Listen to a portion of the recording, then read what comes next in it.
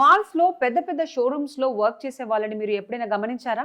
మనం వెళ్ళగానే చాలా ఓపిక్గా నవ్వుతూ పలకరిస్తూ ఉంటారు. కానీ వాళ్ళు రోజంతా అంటే దాదాపు 10 గంటల పాటు నిలబడే ఉంటారు.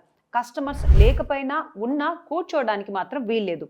ఒకవేళ కూర్చుంటే ఓనర్స్ నుంచి వార్నింగ్స్, కొన్ని చోట్ల ఫైన్స్ కూడా పడుతూ ఉంటాయి. ఎందుకంటే స్టాఫ్ కూర్చుంటే కస్టమర్స్ కి నెగిటివ్ ఇంప్రెషన్ వెళ్తుందని, వాళ్ళు యాక్టివ్ గా లేరని మేనేజ్మెంట్స్ ఫీల్ అవుతూ ఉంటాయి. కానీ రోజంతా ఇలా నిలబడడం వల్ల వాళ్ళ హెల్త్ ఎంత దారుణంగా పాడవుతుందో మీకు తెలుసా? బ్యాక్ పెయిన్, కాళ్ళ నొప్పులు మాత్రమే కాదు, లాంగ్ రన్ లో వెరికోస్ వెయిన్స్ వంటి ఇలాంటి సీరియస్ మెడికల్ ప్రాబ్లమ్స్ కూడా రావచ్చు. అలాగే హార్ట్ ఇష్యూస్ కూడా వస్తాయి. ముఖ్యంగా ఉమెన్ ఎంప్లాయీస్ కి పీరియడ్స్ టైంలో ఇది నరకమనే చెప్పాలి. ఇదే ప్రాబ్లం మీద కేరళలో మహిళలు దాదాపు 8 ఏళ్లు పోరాడి రైట్ టు సిట్ అంటే పని చేసే చోట కూర్చునే హక్కును సాధించుకున్నారు. ఆ తర్వాత తమిళనాడులో కూడా ఇలాంటి తీసుకొచ్చారు.